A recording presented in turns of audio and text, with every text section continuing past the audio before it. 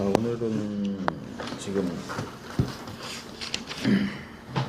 집사님 사과를 세 번째 하는 시간이라서 오늘 끝내야 되겠습니다. 오늘 우리가 살펴볼 것은 믿음 이꼴 영접이라고 하는 것입니다. 믿음과 영접의 문제. 근데 사실 이것도 우리가 살펴봐야 할 게 굉장히 많은 것이긴 한데,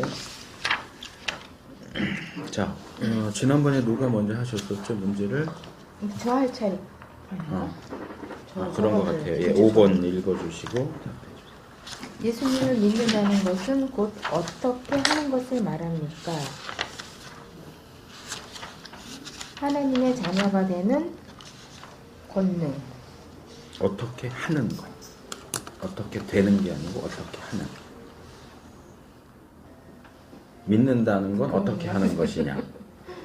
어떻게 하는 게 믿는다는 것이냐. 다른 분이 답해주세요. 예수님을 믿는 것 어떻게 하는 거? 그거죠. 예수님을 십자가에. 여기 본문에 근거해서. 본문에요? 곧 그 이름을 믿는 자죠. 그 믿는 게 뭐, 믿는 게 어떻게 하는 거냐. 그게 이제 그리스도, 예수 그리스도. 그냥 믿으면 자녀가 믿으면, 되는 거죠. 하나님의 자녀. 하나님을 믿으면 하나님의 죄에서 자녀가 되는 구원인가요? 믿으면 어떻게 되느냐가 아니고 믿는 게 어떻게 하는 거냐. 믿는다는 예수를 믿는다는 것은 어떻게 하는 것이라고 그래 돼 있잖아요. 어떻게 되는 게 아니고 어떻게 하는. 그러니까 믿는다가 지금 이 본문에서 어떻게 설명이 그렇죠. 믿는다 이꼴 영접한다. 지금 여기서 요구하는 답은 그거예요. 그러니까 믿는다 이꼴 영접한다. 그러니까 우리가 예수 믿으세요 이렇게 말하지만 정확하게 믿는 게 뭐냐, 믿는 게 뭐냐라고 할 때 좀 혼동이 있을 수 있어요. 그래서 기억하시는지 모르겠지만 몇 주 전에 제가 믿음 얘기할 때 로마서 1장 17절 믿음에서 믿음으로 할 때 믿음을 둘로 나눠봐야 한다. 하나님이 주시는 믿음, 그 다음에 우리가 하나님을 신뢰한다는 의미에서의 믿음. 근데 그걸 왜 나누느냐 하면 바울이 에베소서에서 우리가 구원은 은혜로 선물로 받는 것이고 행위로 받는 게 아니다. 행위로 받는다면 자랑할 수 있는데 자랑할 수 없다. 그러니까 근데 우리가 믿음 이꼴 신뢰, 믿는다를 신뢰한다로 개념 이해를 하면 그건 우리가 믿는 행위, 신뢰하는 행위를 하는 게 돼요. 그러면 그건 행위고 자랑할 수 있게 되죠. 나는 예수님을 믿었어. 이꼴 나는 예수님을 신뢰했어. 너는 예수님을 신뢰하지 않았잖아. 근데 단순히 예수님을 신뢰한다라는 것을 우리를 구원하는 믿음과 연결시켜서 말할 수 있겠느냐. 그건 행위가 아니라고 분명히 얘기를 하는데, 그렇기 때문에 이걸 믿음 A와 믿음 B로 나눠서 생각하는 것이 성경이 이야기하는 믿음을 이해하는 데 도움이 된다는 거죠. 그러니까 여기서도 마찬가지인데 예수님을 믿는다를 영접한다로 이제 바꿔서 얘기하는 거죠. 그래서 지난주인가 지난주 제가 그 예를 들었어요. 자, 선물을 받는다라고 할 때 내가 손을 내밀었다고 해서 선물을 받는 거냐, 주가 되는 게 뭐냐. 상대방이 나에게 선물을 주고자 할 때 내가 손을 내밀어서 받는 거지만 내가 내밀지 않으면 아무리 상대방이 주고 싶어도 내가 받지 않으니까 받을 수 없죠. 그러니까 받는 행위, 반응으로서의 믿음도 중요하지만 하나님이 주고자 안 하는데 내가 계속 손 벌리고 있다고 해서 선물을 받을 수 있느냐? 그건 아니다.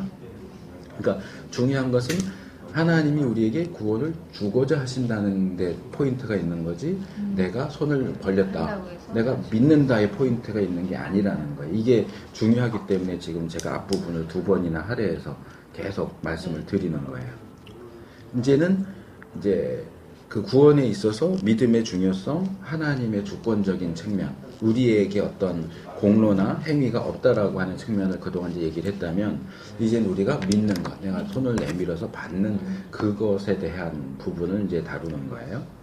그럴 때 이 믿음은 뭐냐? 영접하는 거야. 영접이 뭐예요? 받아들인다. 그렇죠? 물건을 대상으로 한다면 받아들인다. 사람을 대상으로 한다면 모셔드린다. 이렇게 되겠죠. 근데 이제 여기 보면 그냥 예수님을 믿는 했는데 요한복음 1장 그 본문을 보면 그냥 믿는으로 되어 있지 않고 그 이름을 믿는다 이렇게 되어 있어요. 이거는 이름에 대한 설명은 제가 지난번에 했어요. 그렇죠? 이름은 그 자신을 의미한다. 그러니까 예수님의 이름을 믿는다 이꼴 예수님을 믿는다.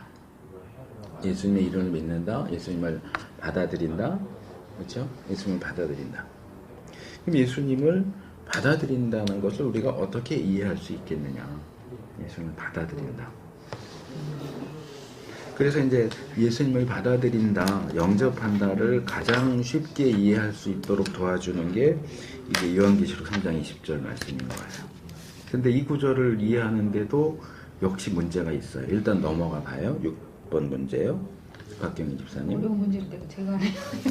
아니 문제 자체가 어렵지는 않아요. 근데 이제 볼 때가 누가 누구의 분을 두드리고 있으니까 주님이 나에게 예. 예, 문을 두드리는 이유는 무엇입니까? 이건 하나님의 뜻을 이루시려고 구원고자 하는 하나님의 뜻을 이루시려고 우리가 이 문제들을 풀 때는 될 수 있으면 단순하게 생각하시는 게 좋아요. 생각은 많이 하시는 게 문을 좋은데 드리는 자 밖에서 밖에서 문을 두드려요.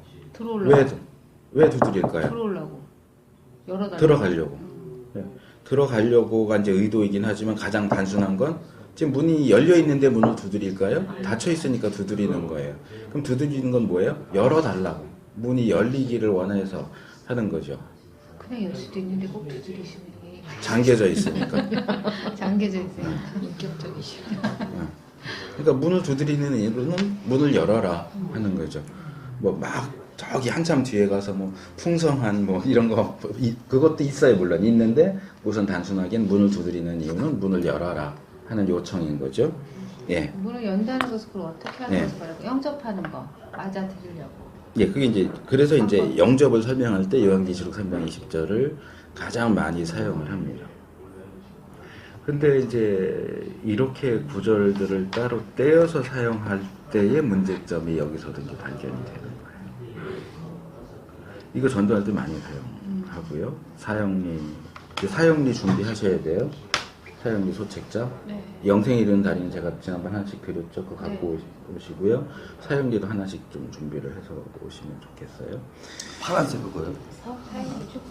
CCC에서 나오는 전도 소책자 사형리라는 게 있어요. 사형리? 네. 네 가지 영적인 원리들. 사형리. 그거 못 받았나요? 못 받은 데가 아니고 제가 준비하라고 원래 두 개 다 준비하라고 그랬는데 저한테 영생에 이르는 다리가 여분이 있어서 나눠드린 거고 사형리는 아니면 그거는 그 영생에 이르는 다리처럼 얇은 책자예요. 그러니까 뭐 누구 한 분이 사서 이렇게 뿌려주셔도 되고. 그럼 1,000원 하겠네, 500원. 1,000원도 안 할 거야.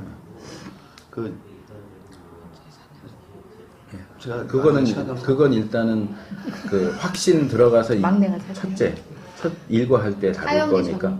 예, 전도용 소책자 사형리. 전도지라고 그래야 되나? 예, 전도지라고 할 수도 있고요. 근데 그 영생에 이르는 다리처럼 책자처럼 생긴 거예요. 제 있으니까 제가 그거 보고 사올게요. 자, 그래서 전도할 때 이 구절은 아마 빠지지 않고 사용하는 구절이에요. 근데 우리가 전도할 때 누구한테 얘기를 하죠? 우리가 전도하는 대상이 누구예요?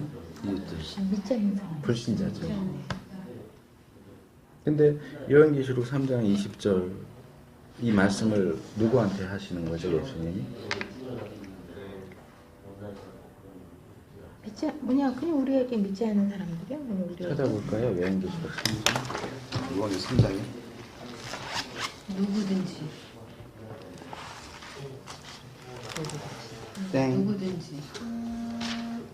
땡? 자, 요한계시록 1장은 이제 요한이 이 반모섬에서 예수님을 만나는 장면을 기록하는 거고요. 1장에 네, 2장부터 3장까지가 소아시아 7교회에 편지하는 내용이에요. 그렇죠?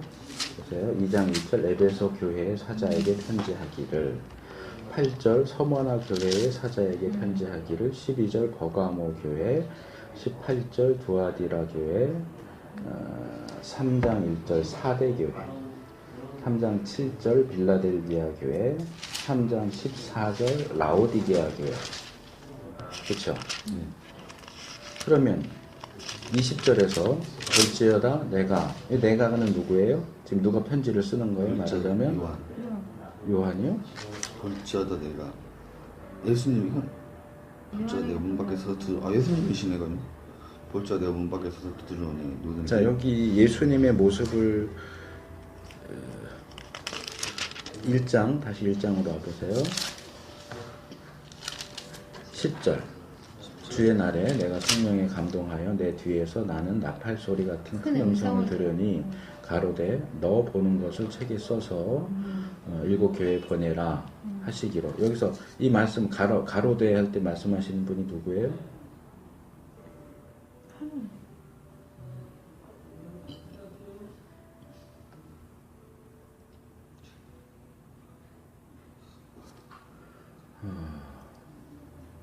예수님이세요? 예수님? 제가 지금 마치 요한계시록을 처음 읽는 분들한테 얘기하는 듯한 느낌을 받는데 죄송합니다. 처음 읽어요. 처음 읽어요? 자, 요한계시록 1장 1절 예수 그리스도의 계시라. 예수 하나님이 그리스도의 계시라. 그에게 주신 요한이네. 예수 그리스도의 계시라인데 요한이에요. 갑자기. 계시라. 계시면 자, 여기에 지금 계시되어 말씀하는 건 누구의 계시라고요? 누구의 예수, 말씀이라고요? 예수 그리스도. 예수님의 예수님의 말씀이에요. 말씀. 하나님이 그에게 예수님에게 주사 하느님이 보이시려고 천사를 요한에게 보내어 지시한 거죠. 자, 하나님이 예수님에게 보내셨고 예수님이 천사를 보내셨고 요한을 통해서 이 내용을 기록하게 하셨죠. 그렇죠?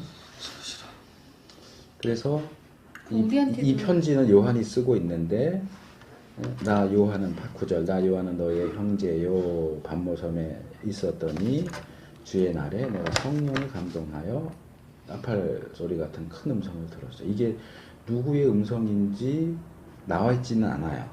이제 뒤에서 음성이 들려왔어요. 그래서 12절 몸을 더 돌이켜 나더러 말한 음성을 알아보려. 이게 누가 얘기하는 건가 보려고 몸을 돌이켜 봤는데 뭐가 있었어요? 일곱 금촛대가 있고 이 촛대가 굉장히 컸나 봐요. 그렇죠? 촛대 사이에 인자 같은 이가 발에 끌리는 옷을 입고 하면서 뭐하고 해서 쭉 나와요. 그게 16절까지 거의 4절 정도가 이 인자 같은 이에 대한 설명이에요. 여기 그냥 두려워 말라 나는 처음이요 마지막이니 이게 나타나신 거잖아요. 어디야? 12, 예. 11절? 그러니까 지금 이미 나타나 있어요. 근데 이분을 지금 인자 같은 이라고 소개를 하고 있고 그분의 어떤 모습이 쭉 소개되어 있고 17절에 보니까 이거 제가 지난번에 말씀드렸던 거예요. 주님을 만나는 사람은 이렇게 돼요. 그 앞에 엎드려져 죽은 자 같이 되네.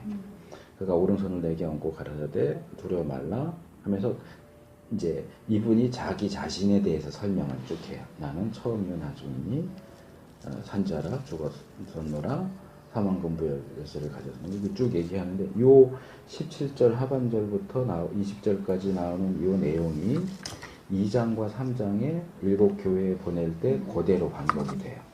나눠져서.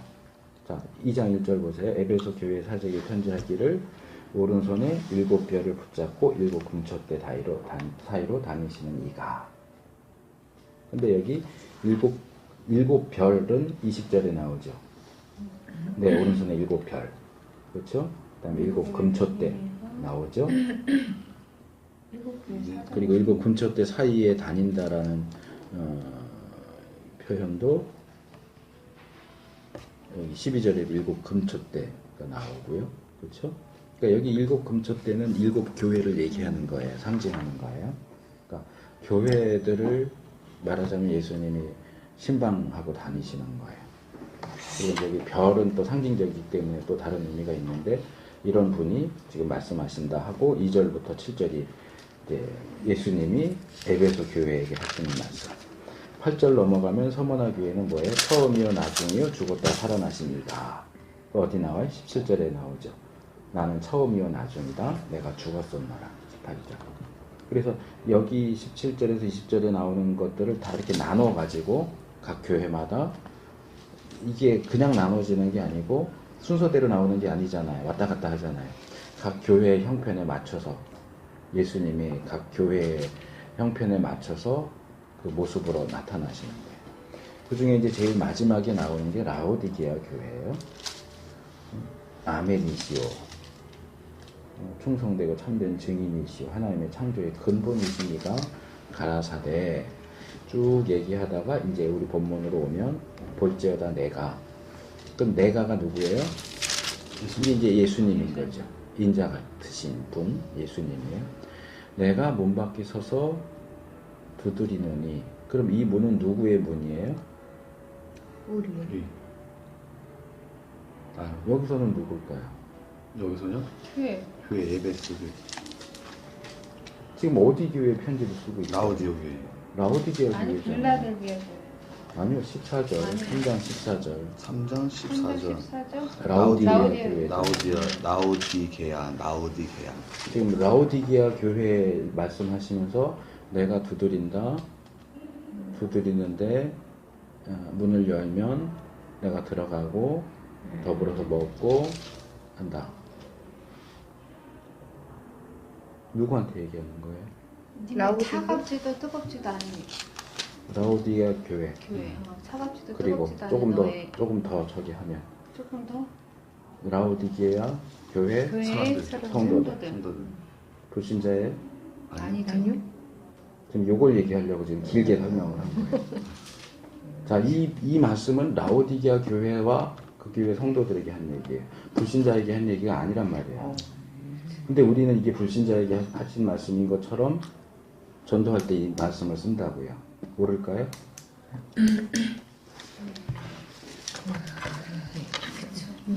이게 근본적인 문제가 있는 거예요.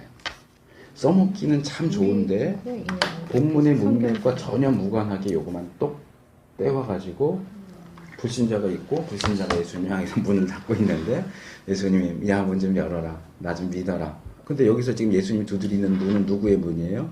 성도들. 이미 예수 믿었다고 하는 사람들의 문이에요.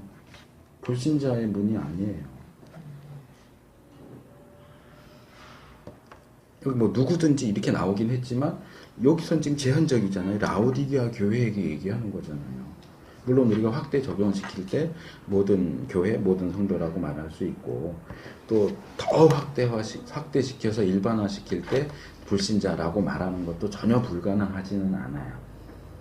그런데 우리는 이 중간 과정을 건너뛰고 그냥 이건 불신자에게 하는 말이에요. 전도할 때 참 좋은 말씀. 이게 전도용 말씀이 아니에요, 사실은. 예수님이 문을 두드리세요. 근데 우리는 이 문이 불신자의 마음의 문이라고 생각하지만 사실은 신자의 문, 마음의 문. 근데 신자의 마음의 문이 닫혀 있어요. 이거는 여러분 많이 보셨을 수 있는데 예수님 문을 두드리시는 예수님 그림 봤어요. 보신 적 있죠? 이렇게 해갖고 제 기억엔 이렇게 문이 있고 예수님 여기 이렇게 서서 문 두드리는 그 세계적인 화가가 그림이 있어요. 뭐 인터넷 되시니까 확인해 보실 수 있는데 그 문을 자세히 보세요. 그 문이 손잡이가 없어요. 있어. 없어요. 제가 보여주잖아요. 물론 이 구절에 이제 근거해서 그 화가가 상상력을 가지고 그린 거예요. 뭐 문고리가 있다 없다는 성경에는 없어요. 근데 그 화가가 그렇게 표현을 한 거예요. 왜 예수님이 문을 두드리시겠느냐? 아까 누가 말한 거 그냥 쑥 열고 들어와도 될 텐데 밖에는 문 손잡이가 없어요. 네. 그 문은 안에서 열어주지 열어주기만 할 않으면 수 있는 들어갈 수 없는 문이라는 걸 상징을 하는 거죠. 물론 우리가 생각할 때 그냥 들어오시면 되지. 예수님이 하나님인데 아무리 문을 뭐 7겹 8겹으로 잠궈도 그거 못 들어오시나? 이러는데 예수님은 인격적이신 분이에요. 우리의 마음에 들어오실 때 무턱대고 막 쳐들어오시는 게 아니고 너가 우리가 가져야 되는 결단해서 나를 받아들여라. 영접해라. 나는 무단 침입하고 싶지 않다. 너의 집에 뭐 처음에는 손님으로 결국은 주님으로 하지만 내가 너가 원해서 문을 열어주면 들어가서 너와 함께 먹고 마시고 살고 싶다. 예수님이 도둑이 아니잖아요. 예수님이 요한복음 10장에서 뭐라고 그래요? 요한복음 10장에서 양과 목자에 대한 말씀을 하시는 중에 이렇게 말씀하시잖아요. 내가 1절 내가 진실로 진실로 너희에게 이르노니 양의 우리의 문으로 들어가지 아니하고 다른 데로 넘어가는 자는 절도며 강도요. 문으로 들어가는 이가 양의 목자. 예수님은 담치기를 들어오시지 않아요. 문으로 들어오시는데 그 문조차도 마구잡이로 열고 들어오시는 게 아니고 그들이세요. 열어달라.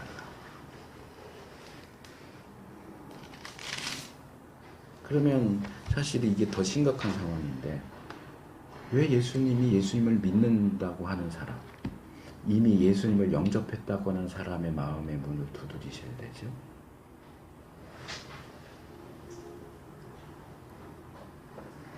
그럴 때 잊어버리고 살아서 잊어버리고 그런 주님을 이렇게 믿는다고 하면서도 잊어버리고 살 때가 너무 많아서 그게 아니라 나에 대한 집중.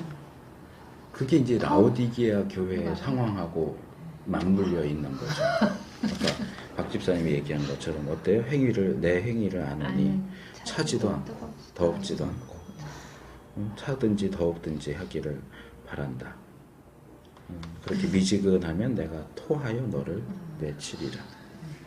나는 내가 말하기를 나는 부자라 하여 부요하여 부족한 것이 없다 하나 곤고한 것과 가련한 것과 가난한 것과 눈먼 것과 벌거벗은 것을 알지 못하도다. 내가 너를 권하노니 내게서 불로 연단한 금을 사서 부요하게 하고 흰옷을 사서 입고 벌거벗은 수치를 보이지 않게 하고 안약을 사서 눈에 발라 보게 하라. 자, 뭐예요? 라오디게아의 교회가 뭐예요? 문제가 뭐예요? 미지근한 거죠. 이제 이것도 이제 목사님들이 설교할 때 많이 잘못하시는 부분인데 이거는 역사적인, 문화적인, 사회적인 배경을 알아야 돼요. 자, 차지도 않고 더웁지도 않대요. 찬 게 좋은 거예요? 더운 게 좋은 거예요? 뜨거운 게. 미지근한 게 좋아요. 미지근한 게 좋아요? 미지근하다고 지금 야단치시는데 16절에서 뜨겁게. 내가 미지근하여 더웁지도 아니하고 차지도 아니하니 미지근하다고 지금 라오디게아 교회를 책망하시는데 신앙은 미지근하면 안 되고요. 네. 음식은 걸어놓는 거 아니야? 신앙적으로 걸어놓는 행위를 말하는 거 아니에요? 라오디게아에는 뜨겁게 우리가 이 시대적으로 목사님들이 보통 그렇게 설명을 하죠. 이제 뜨거운 게 눈치 좋다. 보면서? 차가우면 냉담하면 안 된다. 뜨거워야 된다. 더워야 한다. 근데 라오디게아 교회는 물이 없어요. 물이 없는 동네예요. 그래서 멀리서 물을 끌어와야 돼요. 온천 물을 끌어오면 그 물이 파이프를 통해서 라오디게아까지 올 때 처음에는 뜨거운데 먼 거리를 오니까 미지근해져요. 그리고 또 하나는 이제 강물 같은 데서 이제 찬물을 또 끌어오는데 이 찬물도 쭉 오다 보니까 미지근해져요. 이게 실제로 라오디게아 교회의 사회적인 상황이에요. 여기는 차은 것이 나쁘다, 더운 것이 좋다라는 개념이 없어요.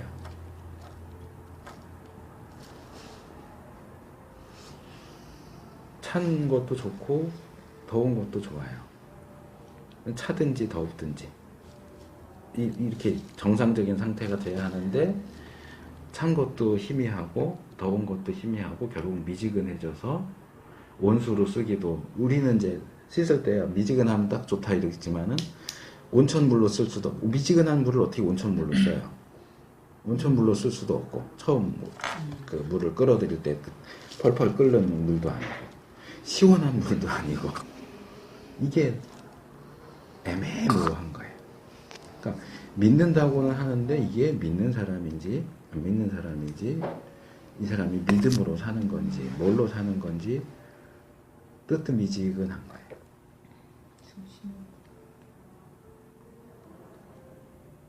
근데 오늘날도 그렇잖아요. 그런데도 불구하고 이 라오디게아는 여기도 쭉 나오지만 뭐 금, 나오고 옷 나오고 약 나와요. 라오디게아는 이 안약으로 유명한 장소예요. 안약이요? 눈 눈에 치료약, 안약. 눈 치료약으로 유명해요. 그리고 이런 여러 가지 것 아, 이유로 알겠어요. 라오디게아는 말하자면 부촌이에요. 부촌. 잘 사는 동네예요. 그러니까 라오디게아 사람들은 우리는 다른 도시에 비해 잘 산다. 여기 있는 것처럼 부자다. 부족한 거 없다. 그런데 라오디게아 교회 교인들도 똑같았어요. 우린 부자야. 부요해. 부족한 거 없어. 근데 주님이 보실 때는 어떻다고요? 공고하고 가련하고 가난하고 눈 멀고 별거 없었어요. 그러니까 너의 문제를 해결해야 된다.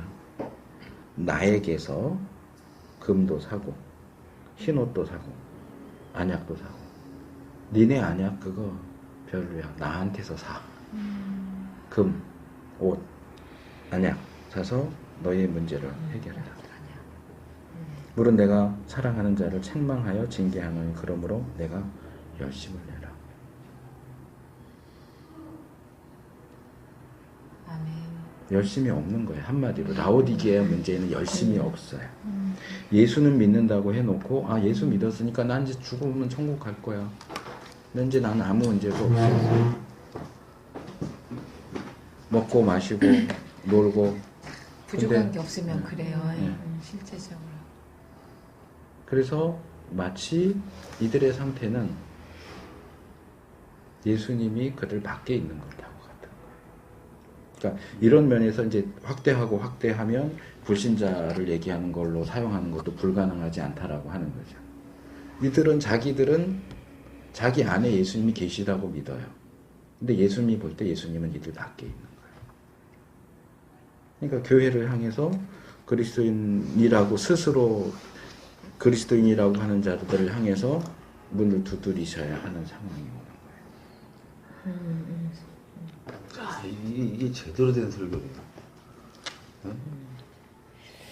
이게 교회 사람들에게 정말로 이게 하는 제대로 설교예요. 그래서 여기 3장 제일 마지막 절 보세요. 이 표현도 계속 반복되는 거예요. 교회마다 편지를 쓰실 때 끝에 나오는 건데 귀 있는 자는 성령이 교회에게 하시는 말씀을 들을지어다. 성령님이 교회에게 하는 말씀이에요.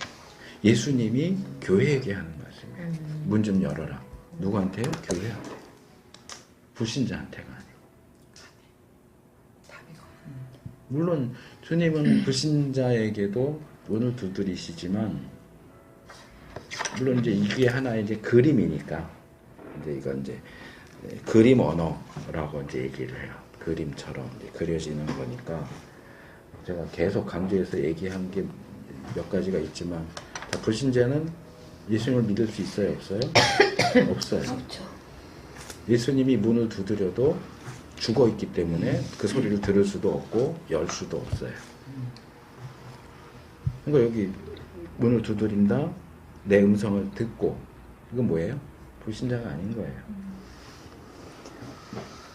근데 지금 예수님을 믿어서 신자가 된 건 아니지만 불신자이지만 성령님이 그 죽은 영혼을 살려주시면 두드리는 소리를 듣고 문을 열 수밖에 없는 거죠. 그러니까 그런 면에서 전도의 이 구절을 사용할 수는 있다. 그러나 우리가 일반적으로 생각하는 것처럼 이게 불신자의 상황만을 이야기하는 건 아니다. 근데 이제 일반적인 성경 공부 교재나 이런 건 그런 점을 완전히 무시하고 그냥 불신자들을 대상으로만 이렇게 하는데 자 그렇게 해서 다시 봐요. 누가 누구의 문을 두드려요? 예수님이, 성령님이. 라오디게아의 성도들. 그리스도인이라고 하는 사람들의 또는 뭐 그냥 일반화시켜서 사람 이렇게 말할 수도 있어요. 이렇게 사람들의 마음의 문을 두드리세요. 왜 두드려요? 예수님 밖에 있으니까 들어가려고 문을 열라고 두드리시는 거예요. 그럼 문을 연다는 건 어떻게 하는 걸까요? 이게 그냥 말 그대로는 그냥 문을 여는 행동이지만 예수님이 문을 두드리시는 행위도 그렇고 우리가 문을 여는 행위도 그렇고 이건 단순히 문의 문제가 아니란 말이에요. 이미 라오디게아 교회 교인들은 한번 문을 열었다고 말할 수 있겠죠. 그렇죠. 근데 주님이 보실 때는 문을 연 게 아닌 거야. 제대로 문을 연 게 아닌 거예요. 그럼 제대로 된 문을 여는 행위는 어떻게 하는 걸까요? 그러니까 이 문을 연다고 하는 건 문을 열어서 예수님 들어오세요 하고 영접하는 것이 여기 계속 영접하고 연결을 시키고 있기 때문에 영접하는 건데 자 로마서 10장 계속 문을 열어놔야지. 열어놓으면 안 돼요. 열어놓으면 안 돼요. 네. 열어놓으면 안 돼요. 잘못하면 네. 왜냐하면 그 예수님이 말씀하신 것 중에 그런 내용이 있어요. 귀신 들린 사람이 있는데 그 귀신이 나갔어요. 근데 귀신이 나가서 돌아다니다가 있을 데가 없어갖고 보니까 자기가 원래 살던 집이 깨끗하게 청소도 돼 있고 이제 거기 구절에 명확하게 나와 있지는 않지만 문이 열려 있는 거예요. 그러니까 자기보다 악한 7 귀신을 데리고 들어오죠. 문 항상 열어놓으면 안 돼요. 큰일 나요. 깨어 있어야 돼. 그렇죠. 그렇게 표현하면 영이 깨어 있어요. 깨어 있어요. 그 문이 열어온다는 그거는요. 우리가 어떻게 마음을 열어나는지 그 문을 닫는지 지금 이 문이라고 하는 건 마음으로 들어가는 통로를 얘기하는 거예요. 그러니까 오직 예수 그리스도만 이렇게 하면 그런 그렇죠. 뭐 다른 영도 오세요 이렇게 아니에요. 주님이 그렇지. 다 그거는 그 열어 정말 위험한 것이. 그래서 우리가 성경적으로 말할 때 성경에는 명상은 안 나와요. 묵상이 나와요. 묵상. 그렇죠. 묵상. 근데 믿지 않는 사람들도 명상을 하거든요. 뭐 초월 명상 이런 것도 있고 요가도 그런 계통의 하나고 명상과 묵상의 차이가 그거예요. 성경이 말하는 묵상은 명상을 먼저 얘기해야 되겠다. 세상에서 말하는 명상은요 비워내는 거예요. 마음을 비우는 거예요. 그건 다른 말로 하면 열어놓는 거예요. 내 속에 있는 잡다한 생각들, 고민들 그런 것들을 빼내고 잘 채워야 돼. 어떤 영을 만나서 그 영을 모셔드릴 수 있기 좋은 상태로 만드는 게 명상이에요. 그런데 성경이 말하는 묵상은 빼내는 게 아니에요. 내 마음을 채우는 거예요. 말씀으로. 말씀으로 채워요. 그리고 다른 것들이 못 들어오게 막는 거예요. 그것이 과학의 형태든 미신의 형태든 어떤 것이든 그 모든 생각을 사로잡아서 바울이 고린도 성가에서 말하는 거예요. 그리스도 아래 굴복시켜야 돼요. 그래서 말씀으로 내 마음을 채워야 돼요. 그러지 않으면 그걸 비워진 상태로 놔두면 악한 것들이 들어오는 거예요. 전 개인적으로 비워진 상태에서 채워야 된다 생각해요. 비워진 상태에서. 그것이 비워졌을 때 비우는 그 단계가 자기 부인이라고 생각하거든요. 자기 부인이 되어야만 철저하게 자기 부인이 되어야만 말씀을 채우고 그 말씀을 이룰 수 있다라고 생각하거든요. 그러니까 비우지 않고 채우기만 하면은 자기가 가지고 있는 상태에서 채우는 거잖아요.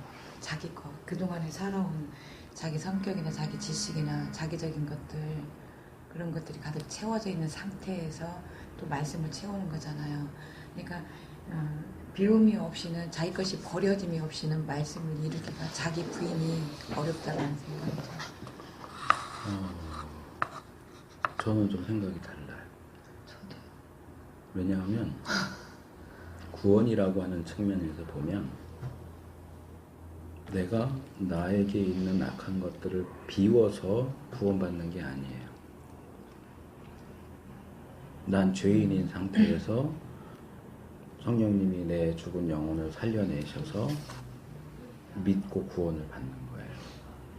그러니까 논리적으로는 맞을 수 있는데 성경이 말하는 것은 비운 다음에 채우는 게 아니고 채운 다음에 비워내는 거예요. 오히려. 눌러서. 그러니까 먼저 구원받고 말씀으로 채우면서 내 안에 악한 것들을 배제시켜 나가는 거지. 이걸 아무도 성령님의 역사가 없이는 내 안에 있는 나쁜 것들을 비워낼 수 있는 사람은 아무도 없어요. 논리적으로는 비워야 채우지라고 할 수 있지만 성경이 얘기하는 구원론이나 특별히 이제 성화와 관련된 걸로 보면 일단 주님으로 성령으로 말씀으로 채워지고 그리고 내 안에 있는 악한 것들을 빼내는 거예요. 하나씩 채우고서 비우는 거예요. 그러니까 말씀으로 채웠다가 말씀을 빼낸다는 얘기가 아니고 말씀으로 채우고 그리고 악한 것들을 이제 그 이후로 구원받은 이후로 성화의 과정을 통해서 내 안에 있는 악한 것들을 빼내는 거죠. 그게 이제 영적인 훈련.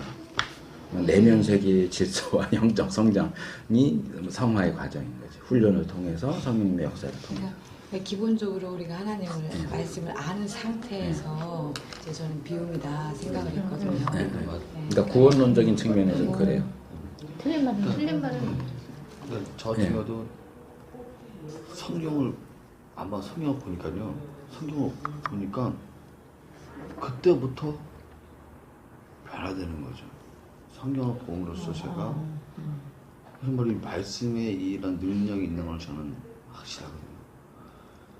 성경을 보니까 제 얼굴이 갑자기 모든 걸 다 이해하게 되는 거예요. 이해가 되면서 또 제가 아니라 제 안에 또 성령님께서 그걸 완전히 만드신 거죠. 그래서 이 눈매, 얼굴 표정, 폼, 그리고 이런 거, 또 눈의 이런 언어, 이런 거 다 바뀌고, 뭐 내가 그때 처한 상황이 되게 힘든 상황이었거든요. 수갑하고 족쇄하고 막 이렇게 침대에서 누워있는 상황이었거든요. 상상이 안 네. 그런 상황에서 완전히 지옥에 따라붙었죠. 막 덥지, 아프지, 차있지, 각지지, 있지, 이런 상황에서 그 상황에서 남을 배려하고 웃게 되고 이렇게 되죠. 사람으로서는 도저히 있을 수 없는 상황인데 그때 보니까 이렇게 한 번 만났다고 되는 건 아닌 것 같아요. 계속 그게 성화의 과정인 그쵸 거죠. 그런 것 같아요. 칭의는 한 번에 일어나지만 그쵸. 성화는 계속되는 계속 되는 거죠. 것 같아요. 이게 이 훈련하고 이게 하는 게 그러니까 칭의의 대표적인 인물이 아브라함이라면 성화의 대표적인 인물은 야곱이에요. 그러니까 그걸 이제 잘못 이해할 때 야곱 이야기할 때 많은 분들이 약복강 사건 얘기하면서 이제 그때 야곱이 변했다. 아니요, 약복강 사건으로 야곱이 완전히 변하느냐 아니에요. 계속 사건들이 일어나요. 원래 능통한 것 같아요. 머리 굴림이. 그래서 정확한 비유는 아니지만 이런 거예요. 자, 물을 여기도 채웠어요. 그럼 더 이상 물을 부어도 채울 수가 없잖아요. 계속 흘러나오겠죠. 근데 여기다가 만약에 모래를 넣는다. 그럼 모래가 늘어갈수록 물은 나오는 거예요. 모래의 양이 많아, 모래로 가득 채워질수록 물이 완전히 빠지진 않지만 물이 100%였던 컵에 모래를 조금씩 넣으면 모래가 나오진 않을 거 아니에요. 모래가 가라앉으면서 물이 이제 나오면서 물의 양이 적어지죠. 모래의 양으로 만약에 가득 차면 물이 완전히 없어지진 않겠지만, 그러니까 우리는 채우는 거 비우는 거를 같은 걸로 보니까 비워야 채우지 이미 차 있는데 어떻게 이거를 채워? 라고 하는데, 채우는 것과 현재 지금 채우고 있는 것과 이거 또 채우는 게 종류가 다르다고 생각을 하셔야 돼요. 네. 같은 종류라고 생각하면 이걸 비워야 여기다가 물을 또 붓지. 여기다 물 넣고 물을 여기 물이 있으면 물을 부어야 여기다 커피를 넣지. 같은 액체라고 할 경우에는. 근데 이걸 비우지 않고도 채우는 게 가능하다고요. 그러니까 이 말씀으로 채운다는 개념과 우리 안에 있는 악을 비운다라는 개념을 같은 종류라고 생각하지 마시고 다른 종류라고 생각하시면 이해가 좀 더 쉬울 수 있어요. 그래서 이제 예수님을 영접한다는 게 그럼 도대체 뭐냐? 라오디게아 교회 교인들도 예수님을 영접했는데 예수님이 다시 문을 두드리신다고 하는 것은 과연 주님을 영접한다는 게 무슨 의미일까를 더 생각을 하게 하는데,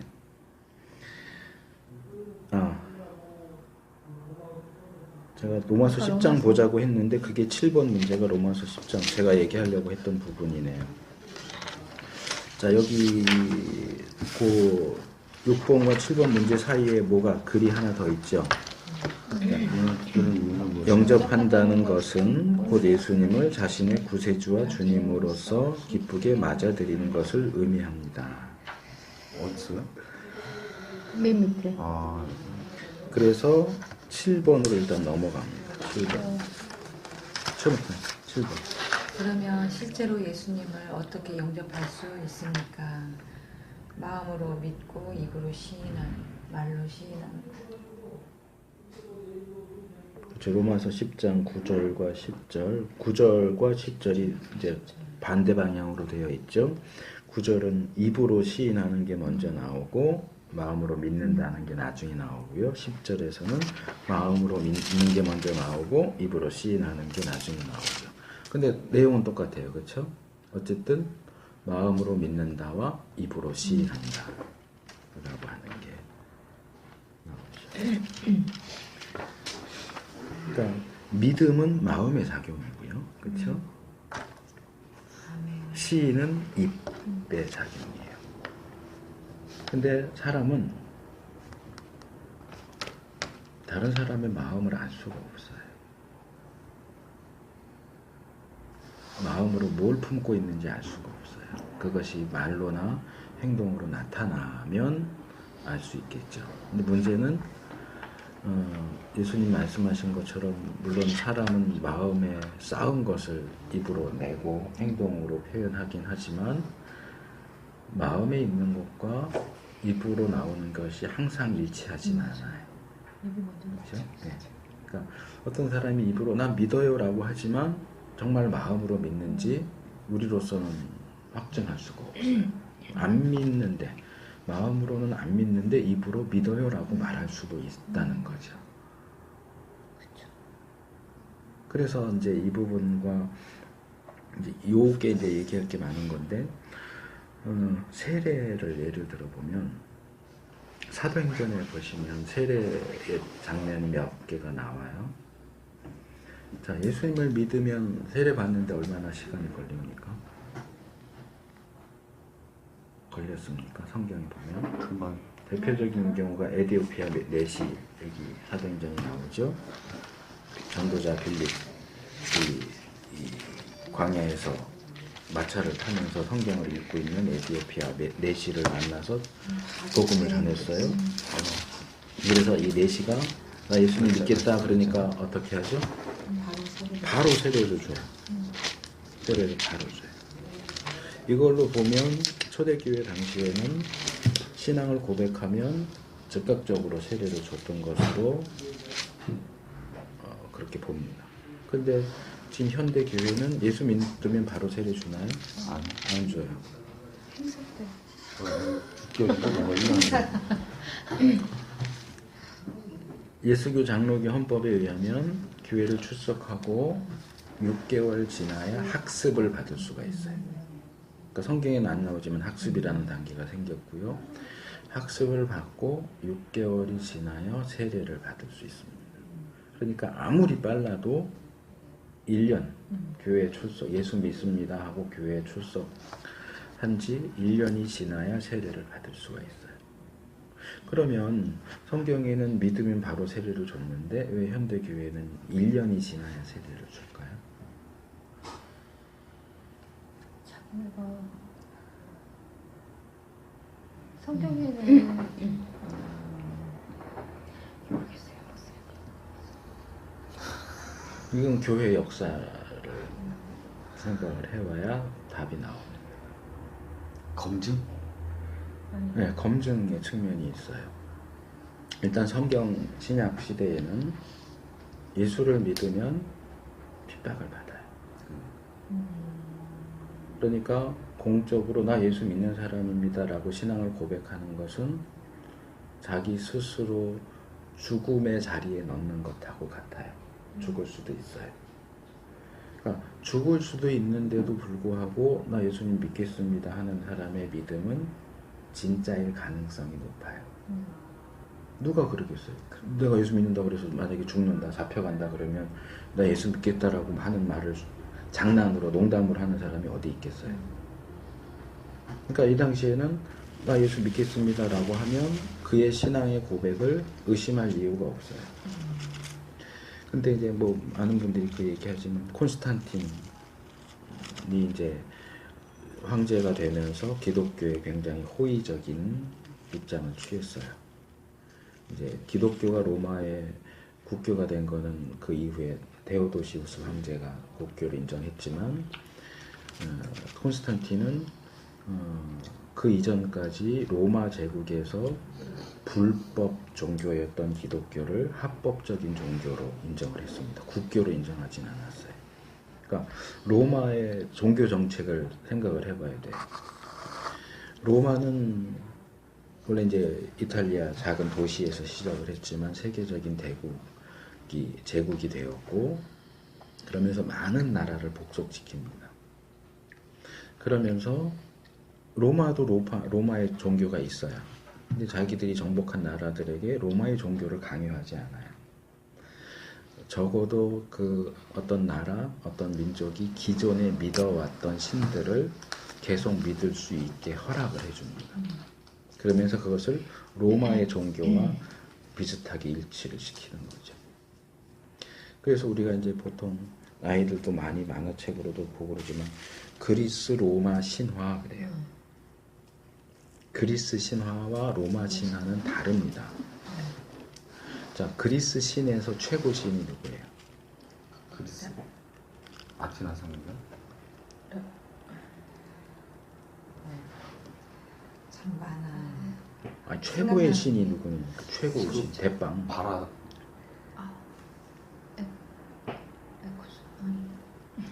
제우스. 제네시스. 제우스. 맞아요, 무슨? 성이 로마의 최고 신은 누굴까요? 로마요? 로마의 최고신? 로마의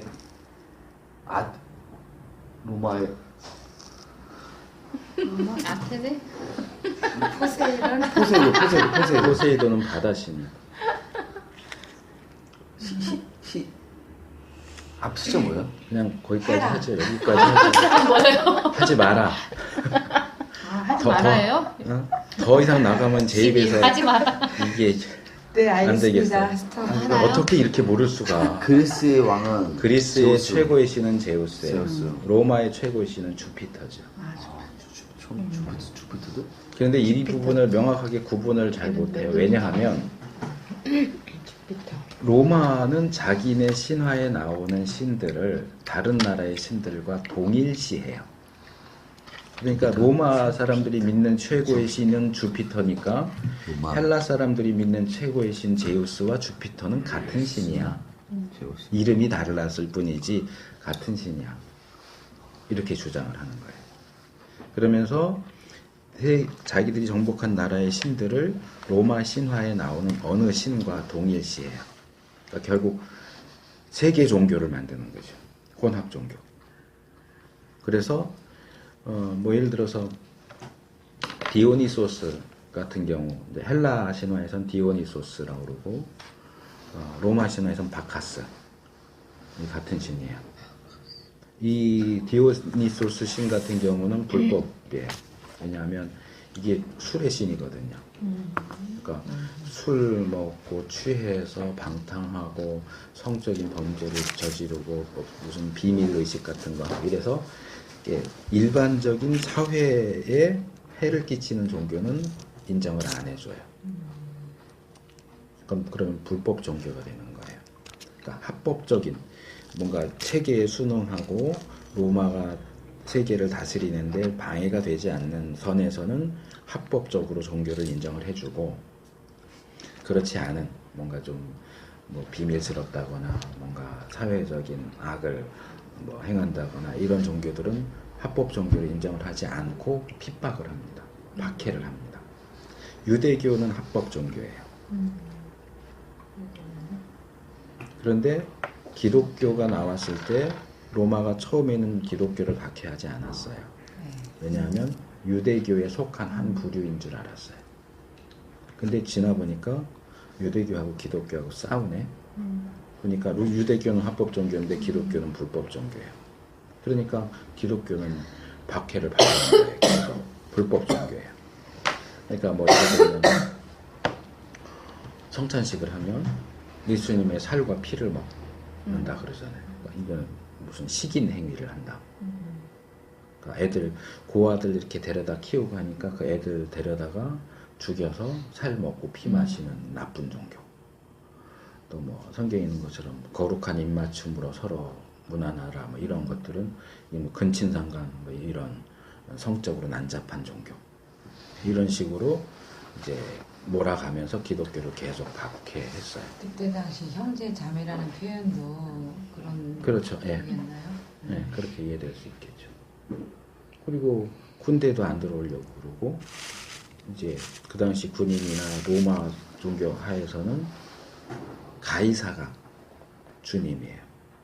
근데 그리스도인에게는 주님은 하나님밖에 없어요. 예수님만 주님이에요. 그러니까 가이사가 주님이라고 고백해 그럼 안 하는 거예요. 죽여도 안 하는 거예요. 그러니까 이건 반역자죠. 반역자.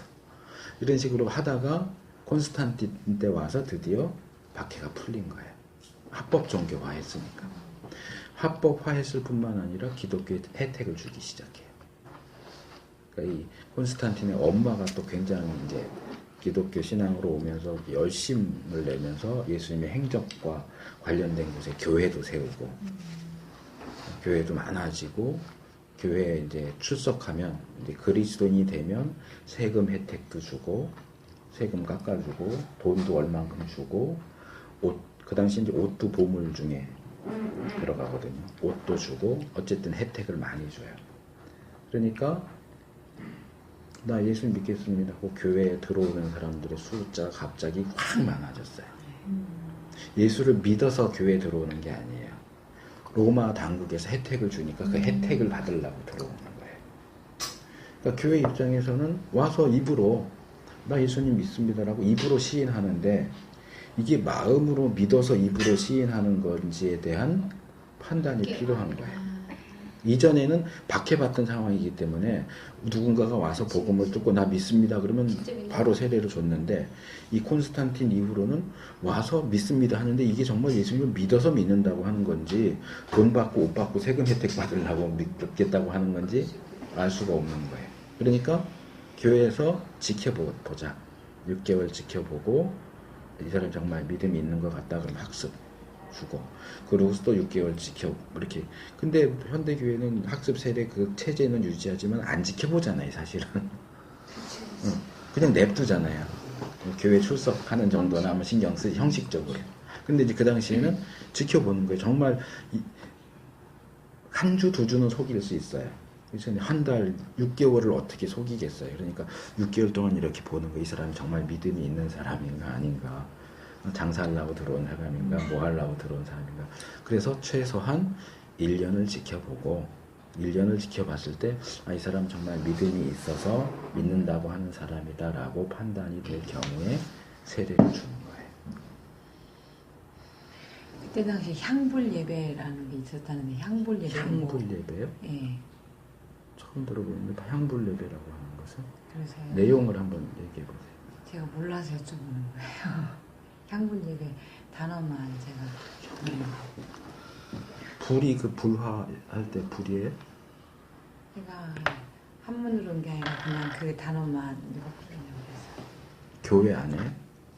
네, 예배 드릴 때 콘스탄틴 황제 이후 박해 종식 이후에 예배 처음 듣는 건데.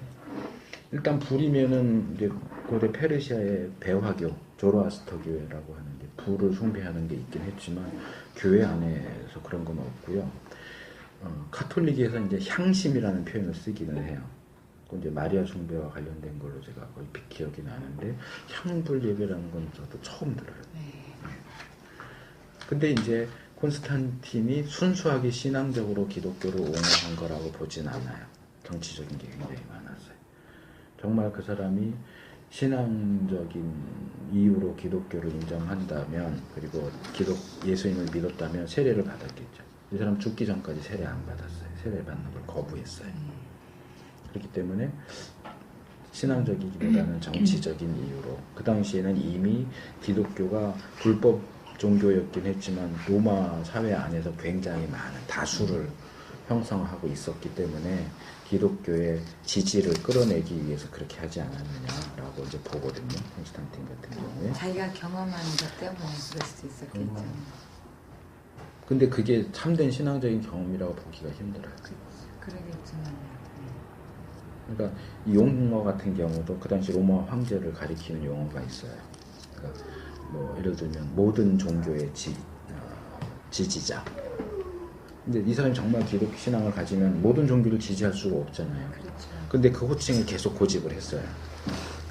그러니까 여러 가지 요소들을 볼 때 콘스탄틴 뭐 죽을 때 세례를 받고 죽었다 그러긴 하는데, 죽을 때 어땠을지는 모르겠지만 그 이전까지는 종교적인 것보다는 신앙적인, 정치적인 것들 때문에 기독교를 했다라고 대부분 그렇게 판단을 합니다. 그래서 마음으로 믿는 것과 입으로 시인하는 그 부분의 이 괴리 때문에 교회 안에서도 학습과 세례라고 하는 이런 체계가 생겼다라고 할 때, 근데 사실 그렇잖아요. 목사가 우리 교회 출석하는데 나 예수님을 믿습니다라고 고백하는데 진짜야? 라고 물어볼 수 없잖아요. 성도가 교회 출석 교인이 나 예수님 믿습니다 그러면 믿는다고 인정해 줘야 되는 거 아니에요. 진짜야 가짜야 이럴 수는 없잖아요. 그런데 사실 실제로는 모르니까, 우리로서는 모르니까 믿는구나라고 판단할 수밖에 없고, 이제 어쨌든 그래도 1년이라는 과정을 거쳐서 이제 세례를 주지만, 그렇게 해서 세례를 받았다고 해서 다 구원받았다고 할 수 있느냐, 그렇게 2% 시인한다고 해서 다 믿는다고 할 수 있느냐, 이건 별개의 문제라는 거지. 그러나 제가 계속 강조하지만 이 구원의 문제는 우리가 다른 사람을 판단할 수가 없어요. 우리가 하나님이 아니기 때문에. 그래서 남에게 판단하지 않도록, 적용시키지 않도록 조심해야 하고요. 이제 또 하나 중요한 게 있어요. 조금 전에 그 7번 문제 위에 있는 거 읽었잖아요. 지금 이 교재는 이제 이 문제를 그냥 통합적으로 얘기를 해요. 자, 예수님을 맞아들여요. 영접한다는 것을, 예수님을 믿는다는 것은 예수님을 맞아들이는데, 예수님을 어떤 분으로 맞아들이느냐를 여기 두 가지로 얘기를 했어요. 첫째는 구세주로, 둘째로는 주님으로, 구세주와 주님으로 맞아들인다. 그거 설명을 했는데, 자, 지금 로마서 10장 9절 보세요. 예수님은 뭘로 시인한다고 돼 있어요? 주로. 자, 구세주는 어디 갔어요? 죽은 자 가운데서 살리신 구세주. 내가 만약에 내 입으로 예수를 주로 시인하면 또 하나님께서 그를 죽은 자 가운데 살리시는 것을 내 마음에 이루고 구원을 얻으리니 사람이 마음으로 믿어 위에 이루고 입으로 구원을 이루다. 구세주는 아니었는데? 이게 미국에서 아직 끝나지 않은 논쟁인데요. 나를 구원해주는 거 의미 아니야, 구세주가?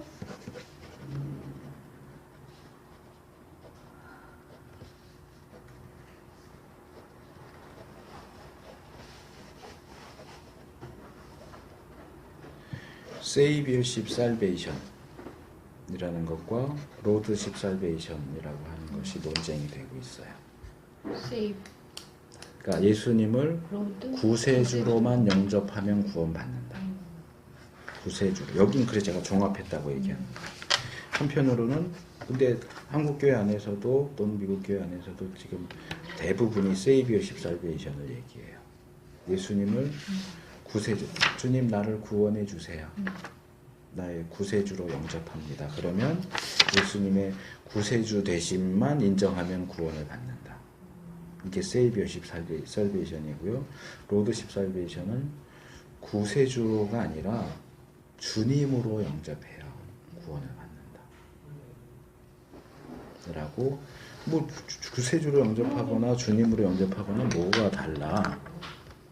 뭐가 달라 이렇게 말할 수 있는데, 그래서 이제 제가 사형리를 좀 준비해 오십시오 하는 게 그 부분하고 관련되어 있는 거예요. 미리 얘기하게 됐는데, 사형리에 보시면 인간을 셋으로 나눕니다. 마음에 주인이 앉는 의자가 있고요. 여기 내가 앉아 있고요. 예수님이 밖에 있는 게 뭐예요? 불신자예요.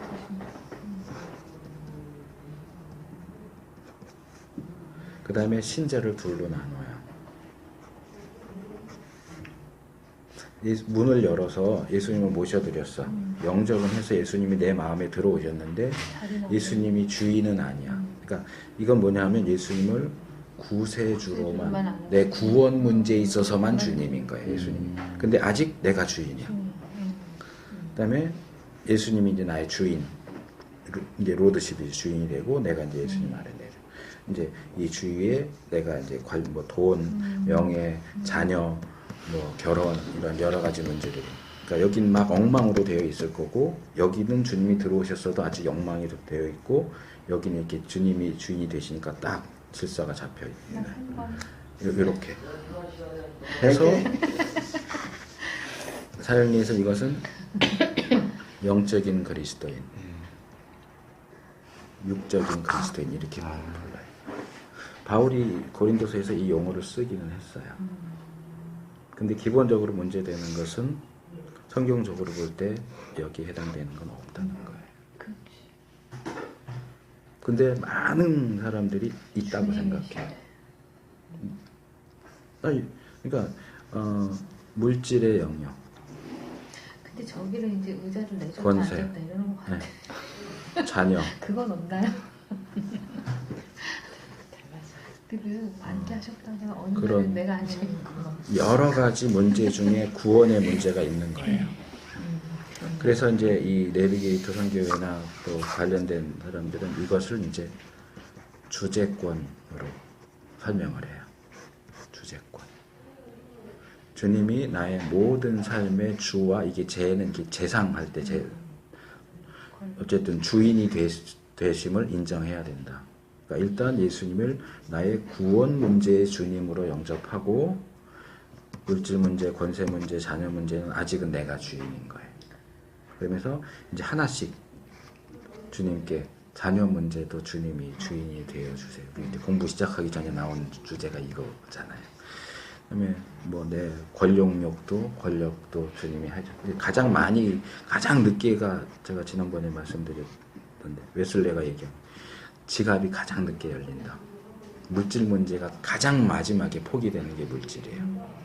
그래서 다 주님이 주인이 돼서 다스리시면 우리의 삶이 아주 조화롭고 질서 있게 간다고 보는 거죠.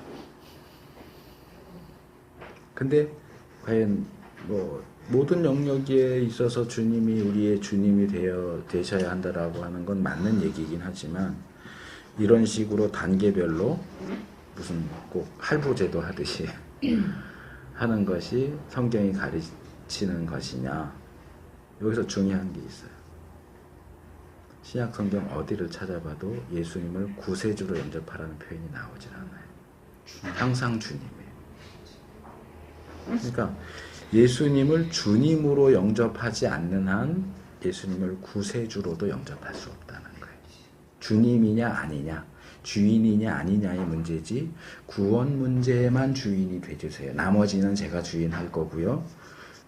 내 구원 문제만 주님이 되주세요 하고 부분적으로 주님을 영접하는 게 가능하냐? 가능하다라는 게 세이비어십 살베이션이에요. 로드십 살베이션은 불가능하다. 이거는 입으로는 시인해서 영접하고, 그러니까 지금 대부분의 교회가 복음을 전할 때 이 방식이거든요. 이제 요한계시록 하면서 문을 두드린다 해서 당신이 주인인 걸 인정하고 나를 구원해 주세요라고 영접하는 기도를 해라. 그러면 아직은 네가 주인이 되더라도 예수님이 내 안에 들어오시니까 구원받을 수 있다라고 하는데, 이런 식으로 예수님을 구세주로만 받아들이는 걸로는 이걸 제대로 된 신앙이라고 말할 수 없다. 성경에는 이런 신앙은 없다. 우리가 물론 성화라는 측면에서 차츰차츰 이렇게 하는 거는 인정하지만, 일단은 예수님을 주인으로, 주님으로 영접하는 것만이 주님을 영접하는 유일한 방식이지, 주님 이외에 구세주로 따로 영접하는 방식은 성경적이지 않다. 이게 세이버십 살베이션, 로드십 살베이션 논쟁이에요. 그래서 이 로드십 살베이션의 대표적인 분이 존 메가더 목사님이에요. 존 메가더 목사님이 이것과 관련해서 2권의 책을 썼어요. 그게 우리나라에 번역이 됐어요. 우리나라 말로. 하나가, 이거는 잘 안 알려진 출판사인데, 여수룬이라고 하는 출판사에서 구원받는 믿음이란 무엇인가.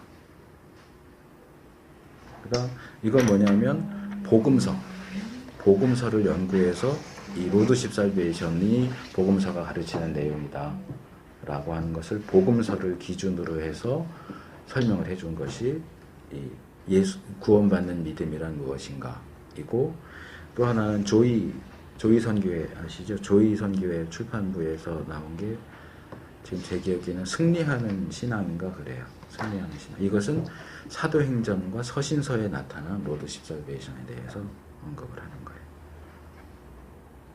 근데 이 부분을 이해하는 데는 이 책이 가장, 이 2권의 책을 읽으시면, 뭐 2권 다 안 읽으셔도 적어도 구원받는 믿음이란 무엇인가 이것만 읽으셔도 충분히 납득이 될 거고, 이제 일단 본문을 이렇게 복음서와 사도행전, 서신서 이렇게 나눴기 때문에 신약 전체를 놓고 보려면 2권을 다 보시면 좋고, 일단 개념 파악하고 하는 정도로는 앞에 것만 보셔도 충분히 도움이 될 수 있고요.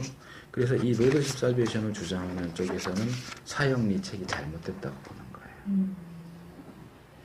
이게 육적인 그리스도인이 따로 있고 영적인 그리스도인이 따로 있냐. 우리가 보통 많이 얘기하는 대로 목사는 좀 영적이고 평신도는 좀 육적일 수 있다.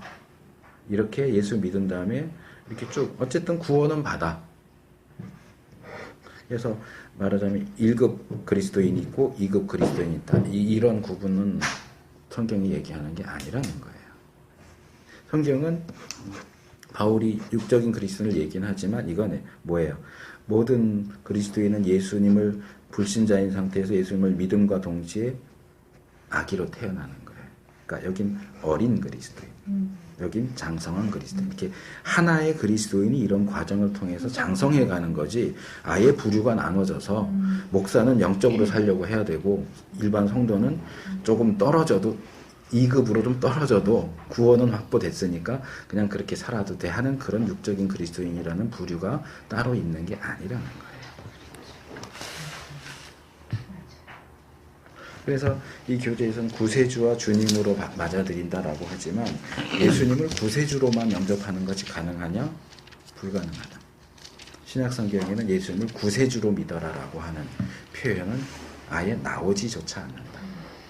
그러므로 우리가 예수님을 믿는다는 것은 예수님을 우리의 주님으로 영접한다. 주님.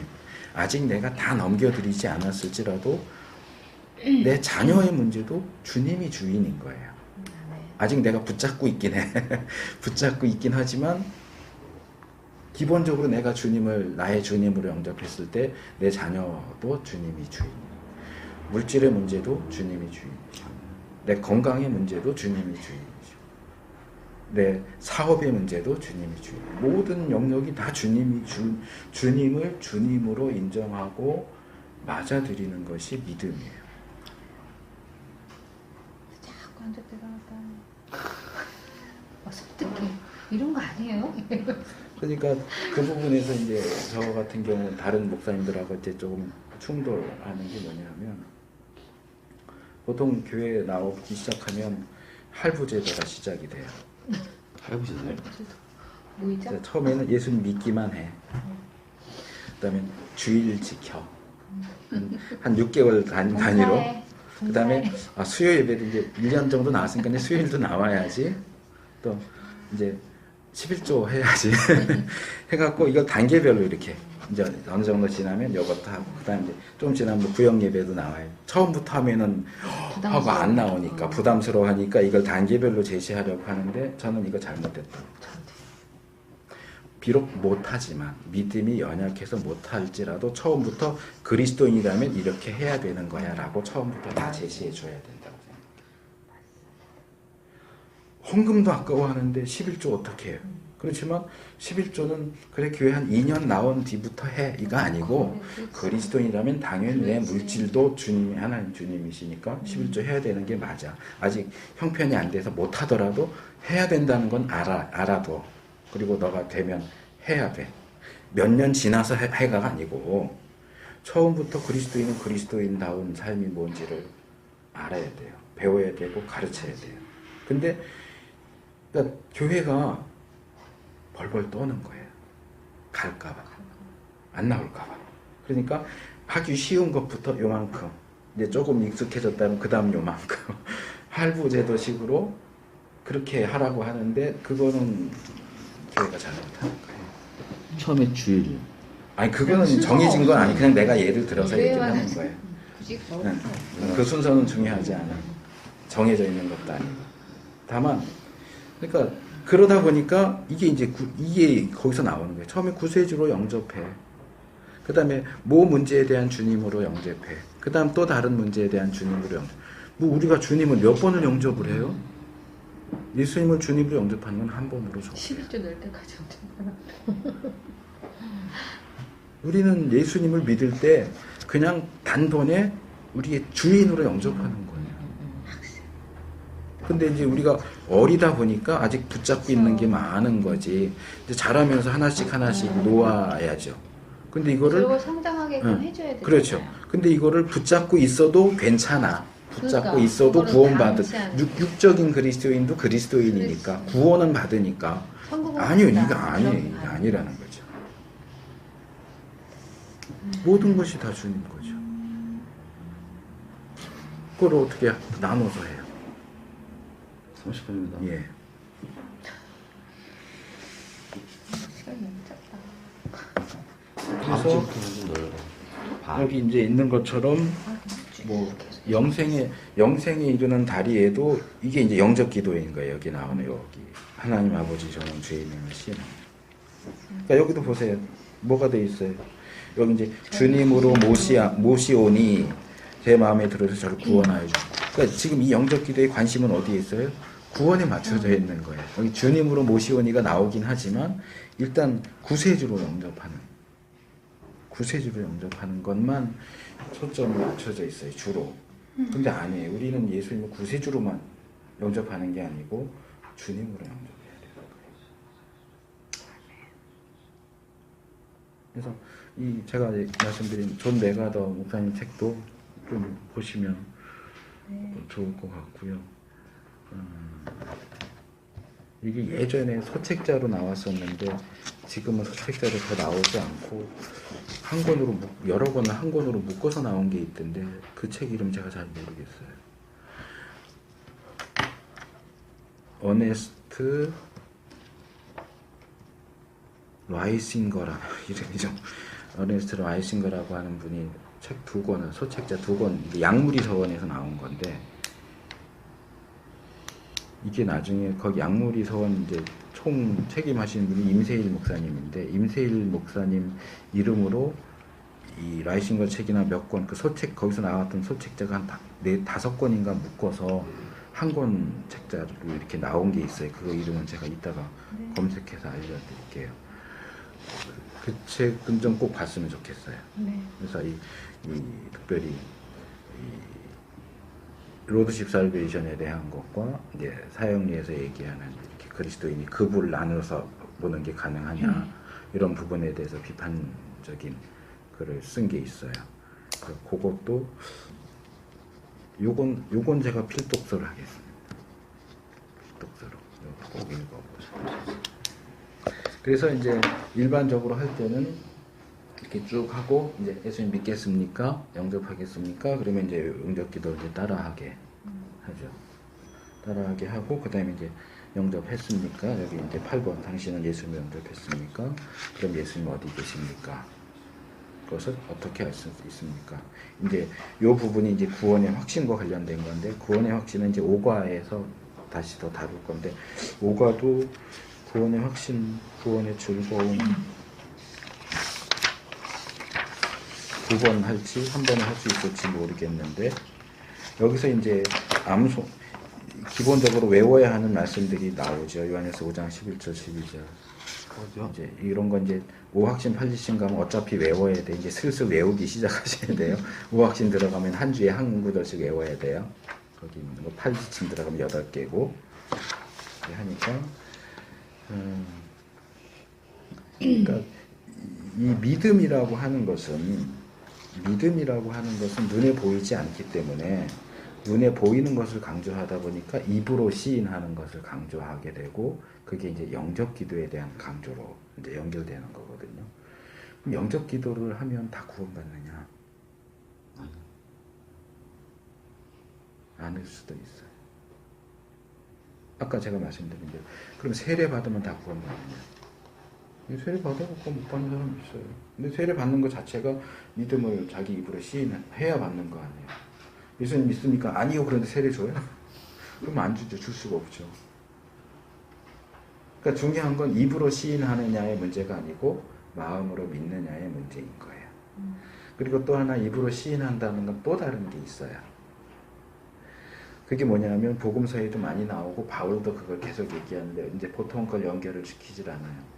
예수님이 그런 말씀을 하시죠.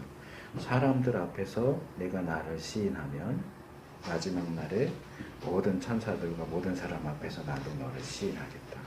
이게 입으로 시인하는 거거든요. 이게 단순히 여기 이제 성경에 나오는 입으로 시인한다는 지금 전도를 위해서 입으로 시인 이꼴 영접기도 이런 구도로 설명을 하지만 신약이 말하는 입으로 시인은 영접기도만을 얘기하는 게 아니에요. 그거는 제가 아까 교회 역사를 얘기했잖아요. 그러니까 콘스탄틴 이전으로 볼 때 너 죽어도 예수님 시인할 거야. 사람들이 너 예수 믿는다고 해서 붙잡아서 너 여기서 예수 믿는다고 하면 죽어. 예수 안 믿는다 그러면 풀어줄게. 그런 상황에서 너 예수님을 시인하겠냐, 믿음을 지키겠냐 그 얘기예요. 너가 네 목숨 살리려고 다른 사람 앞에서 나를 부인하면 나도 마지막 날에 너 인정해 줄 수 없다. 단순히 영접기도 얘기가 아니에요. 이 부분은 제가 지난번에 올려드린 그 엔도 슈사쿠가 쓴 침묵이라는 소설, 그것도 굉장히 좋은 책이에요. 꼭 읽어보세요. 그래서 이것은 목숨을 건 신앙 고백을 얘기하는 거지 단순히 영접 기도를 얘기하는 게 아니에요. 그러니까 성경을 쓸 때, 사용을 할 때 겉으로 보이는 단순한 것들만 이렇게 너무 단순화시켜서 얘기하지 않도록 조심해야 돼요. 이게 어떤 상황에서 나오는 건가, 무슨 얘기를 하고 있는 건가를 잘 보셔야 돼요. 그래서 이 8번 문제, 8번 두 번째, 세 번째 문제 또 요한일서 5장 11절, 12절 말씀은 구원의 확신할 때 다음 주에 할 거고요. 여기까지 오늘은 여기까지 8번까지. 네, 아니 8번은 이제 다음 주에 5과랑 연결시켜서 진행을 하도록 하겠습니다. 오늘 일단 여기까지 하고요. 뭐 혹시 질문하실 거는 더 말씀하실 거 있으신가요? 근데 목사님, 네. 믿지 않는 가정에서 네. 어린 자녀가 네. 하늘나라로 갔을 때 그 어린 자녀는 믿지 않는 가정에서 어린 아이가 아이가 하늘나라로 갔어요. 안 믿는 아이인데 죽었어요? 네네. 그럴 경우에 그럼 하늘나라 간 건 아니죠. 그러니까 근데 그게 참 그거는 알고 있지만 제가 네. 천목사님한테도 여러 번 네. 여쭤봤거든요. 여쭤봤는데 그냥 제 마음속에 어린 아이니까 하는 마음에 자꾸만 그 받아들일 수가 없는 거. 성경적으로는 알고 다 그러니까 알겠는데 목사들도 어려운 게 네. 장례식 해주세요 목사님 그랬는데 잠깐만요. 네. 그래서 제가 그거를 이제 서로 믿는 사람들하고 얘기를 한 적이 있는데 어느 한 믿는 분이 뭐라고 얘기를 하냐면 그러니까 서로 그 상대방도 믿는 사람이니까 그냥 편하게 얘기를 했어요. 제가 그랬더니 그 다른 한쪽 믿는 분이 뭐라고 그랬냐면 저는 단호하게 얘기를 했어요. 하지만 단호하게 얘기는 했지만 좀 조심스럽게 얘기를 한 거죠. 근데 그 얘기를 나누던 다른 한 분이 뭐라고 그랬냐면 그건 하나님만이 아시는 거죠. 이러는 거예요. 근데 제가 거기에 대해서 굳이 반박할 필요도 그 당시엔 없어서 그냥 아무 소리 안 했는데 그건 아니에요. 뭔가요? 정확히 말씀해 그거 지난번에 했어요. 제가 말씀드렸어요. 림보 얘기했잖아요. 유아림보, 선저림보. 그래서 카톨릭에서는 아이들은 일단은 그러니까 거기서는 유아 세례니 뭐니 이런 칠성례를 해야 구원받는다고 하니까 일단 아이가 태어나면 그 거의 영아세례 하고 이제 죽을 때 뭐 종부성사 하고 뭐 이렇게 해야 되는데 일단 아이들은 다 아이 때 죽은 경우에는 다 유아림보에 간다고 주장을 해요. 그렇죠. 근데 우린 그걸 인정할 수 없고. 그렇죠. 근데 이제 일단은 아이가 몇 살인지 5학년이죠. 그러면 복음을 접했을 가능성도 전혀 없어요. 전혀 없어요. 전혀 없어요. 불교 집안이에요. 아 불교 집안이에요. 근데 나는 그런 거. 그러니까 아빠 쪽은 불교 집안이고 엄마 쪽은 무교 집안이에요. 근데 이제 저는 왜 뭐하냐면 이거를 제가 물론 알고 있지만 같은 믿는 사람끼리라도 그건 하나님만이 그러니까 어떤 사람은 마음 같아서는 거기 갔다 우리가 기도해 하늘나라에 가지 지옥 않았다. 갔다, 천국 네, 갔다. 네, 이렇게 말이 분분한데 그게 이제 영혼이 같은 믿는 있었으면 사람끼리 근데 분분한 그, 거예요. 그 일단은 하나님만 아신다라고 하는 답이 틀린 답은 아니에요. 왜냐하면 제가 지난번에 말씀드린 것처럼 예정을 얘기할 때 에서와 야곱 같은 경우 태어나기 전에 하나님이 정하시잖아요. 정하신 것처럼 아이들도 그 아이도 태중에 있을 때 이미 하나님이 정했을 수 있어요. 그렇기 때문에 믿지 않았어도요. 그러니까 믿는 행위를 해서 구원하는 건 아니에요. 사실은 그렇죠, 하나님이 그렇죠, 정하셨기 그렇죠. 때문에 그러니까 그런 측면에서는 우리로서는 구원을 받았다 안 받았다라고 말하기 어려운 부분이 있어요.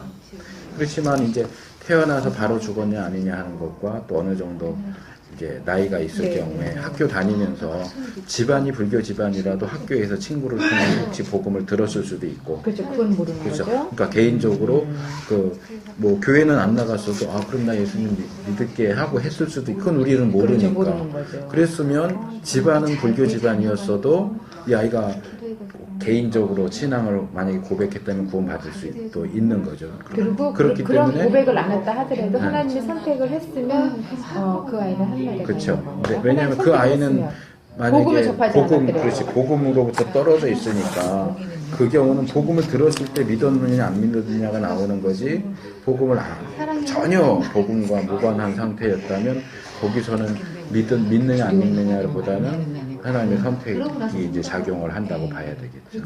살려고 하고.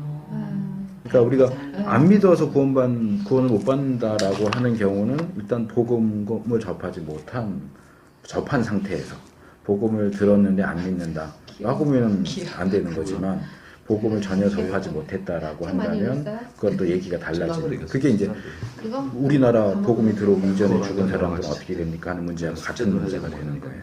복음이 퍼져 있어도 어떤 한 지역이 복음이 전혀 들어가지 않은 지역이라고 하면 거기는 복음이 예수님 모시기 전하고 같은 상태라고 그러면 말해야 돼요. 이렇게 우리가 성인들도 똑같은 나 불안하다 치매 돈다. 어른들도 불교 집안이고 믿지 않았지만 어른 돼서 이렇게 죽었을 때 하나님이 그 사람을 선택했으면 그 사람은 하늘나라에 가는 건가요? 근데 이제 이 시대는 워낙 미디어나 이런 게 발달이 돼 있으니까 이제 불교 집안이라고 해서 복음을 한 번도 못 들어봤다라고 말할 수는 아니, 없어요. 그러니까 복음을 전파는 했지만 자기가 그거를 그냥 얘기만 들었을 뿐이지 네. 그 예수님을 믿거나 그런 행위나 뭐 그런데 그런 일단 하나님이 선택했다면 이렇게 스치듯 지나가도 믿게 돼 있죠. 아니, 그러니까 만약에 그런 것들은 이제 우리가 모르는 거잖아요, 네, 목사님. 모르지만 불교 집안이든 무신론 집안이든 하나님이 선택, 그 사람이 뭐 믿었든지 안 믿었든지 받았든지 그건 모르지만 그냥 우리가 그냥 이렇게 봤을 때요, 저 사람 불신자야. 근데 그 사람이 이제 하늘나라 갔어요. 근데 그 사람이 만약에 하나님이 선택한 사람이라면 한 천국에 그러니까 가 있냐? 복음이 들어갔느냐 안 안 들어갔는데 그건 들어갔느냐에 우리는 따라서 모르지만. 구분이 돼야 하고, 그런데 이제 우리는 그걸 모르니까 그렇죠, 모르는. 그 부분에 대해서, 그러니까 이제 결론적으로 그건 하나님만 아신다라고 얘기를 해야 되지만, 복음이 들어간 상태에서는 하나님만 아신다라고 말하기는 어렵죠. 그렇죠. 그러니까 어떤 한 그래서. 특정한 사람이 구원 받았다 안 받았다고 말할 수는 없지만, 복음이 들어간 상태에서도 하나님만 아셔라고 말하면 안 되죠. 거기서 이제 믿음을 기준으로 우리가 세울 수밖에 없는 거고, 그 이전의 경우는 이제 하나님의 뜻, 예정과 관련돼서 얘기하지만, 어느 쪽에 대해서도 우리가 맞다. 이 사람이 구원 받았다, 천국 갔다, 지옥 갔다라고 말할 수는 없어요. 그러나 이제 공식적으로 이제 목사 입장에서, 그러니까 예전에 한참 문제됐던 게 뭐 자살한 사람 같은 경우에 네. 천국 갔다. 일반적으로는 자살하면 구원 못 받는다고 이제 얘기를 하는데, 목사가 자살을 한 사람 앞에 가서 장례식을 하면서 천국 갔다라고 말하는 거는 굉장히 섣부른 발언이 될 수가 있겠죠. 아멘. 그러니까 그래서 이제 제가 계속 구원 문제를 얘기할 때는 자기한테만 적용해야지 남한테 적용하지 말라고 하는 게 그게 조심스러운 부분이, 다른 뭐 어떤 상황에서든지 이 사람이 구원 받았다 안 받았다는 우리가 말하기는 어려운 거예요. 가급적이면 논하지 않는 게 좋고, 지금처럼 일반적으로 복음이 많이 퍼져 있는 상황에서는 믿음을 제쳐놓고 하나님만 하셔라고 말하는 것도, 그것도 섣부른 거고, 일단은 믿어야 구원 받는 거니까. 그렇죠. 그러니까 이제 아이 친구가 죽은 거거든요. 그러니까 아이가, 저희 아이가 물어보는 거예요. 근데 그러니까 아이가 뭐라 그러냐면, 엄마, 나는 분명히 교회에서도 그렇고 엄마도 그렇고 예수님을 믿지 않으면 천국에 갈 수 없다라고 들었는데 그 친구는 그럼 지옥에 간 거야? 이렇게 얘기를 하는 거예요. 그래서 제가 안 믿었다면 지옥 갔다고 말해요. 안 그렇죠, 믿었다면 그렇죠. 지옥 갔을 그렇게는 것이고. 얘기했었어요. 애기한테도. 그렇죠. 근데 너무 제가 너무 가혹한 거예요. 그래서 제가 아이한테, 일단은 아이는 아직, 저희 아이가 그냥 처음에는 지금까지 그런 식으로 교육은 시켰지만 막상 그런 일이 딱 벌어지니까 제가 우리 아이한테 뭐라 그러냐면, 네가 나중에 크면 네가 정확히 알 수 있으니까 지금으로서는 그냥 아이한테, 어린 아이는 죄가 없잖아, 동호야. 응? 그리고 예수님을 네가 그 친구가 믿었는지 안 믿었는지 우리는 잘 모르니까 분명히 하나님이 아마 지금 하나님 옆에 있을 거야. 이렇게 얘기했더니 그냥 아이가 그냥 그렇지 엄마, 또 이렇게 얘기하니까 너무 혼란스러운. 심플하게 물어봤을 수도 있는데 네, 반을 무리는 그러니까 거 너무 어렵더라고요, 제가. 그렇지, 그건 단순한 문제는 애들은 아니니까. 단순한, 네. 그러니까 애들은 그냥 그러니까 또 물어보거든. 제가 또 목사님한테 여쭤보고 싶었던 게 뭐냐면, 그러니까 지금 다 해결은 됐는데 지가 친한 친구들이 다 믿는 애들이 아닌 거예요. 막 불교인 애들도 너무 많고 천주, 그러니까 엄마 기독교 아니면 구원이 없다 그랬는데 그러면 내 친구 누구누구는 다 지옥 가는 거야? 막 이랬는데. 그러니까 이제 아까 지금 말씀하신 것처럼 아이가 어린데 너 친구가 안 믿었으면 지옥 갔을 거다라고 하는 것이 굉장히 가혹한 말처럼 들릴 수도 있지만 그게 사실이거든요. 진리의 말은. 그렇죠. 그러니까 그 아이가, 저희 아이도 이제 어렸을 때 그랬지만, 그러니까 우는 거예요. 자기 친한 친구인데 예수님 안 믿는다고. 얘 믿어야 구원 그런 것 받는데. 때문에 또 오히려 그러니까 그래서 전도를 열심히 하는 거예요. 그럴 수 있겠네요. 내 친구, 친한 친구인데 같이 천국 가야 그치. 되는데. 네. 그러니까 친구 붙잡고 우는 거예요. 너 예수 믿어야 된다고, 교회 가야 된다고. 그러네요. 그래서 그거를 뭐 애들은 뭐 다 되겠지 하면 아이들이 뭐 전도 안 해도 애니까 이렇게 되니까. 예. 그러니까 그런 건 분명하게 얘기를 그래서 했어요. 저는 그렇게 얘기를 했어요. 그러니까 너가 그 친구 왜 네가 제일 좋아하는 친구나 친구를 왜 기도를 해? 이렇게 얘기는 했어요. 알았어. 나중에. 일단 써봐. 지난번에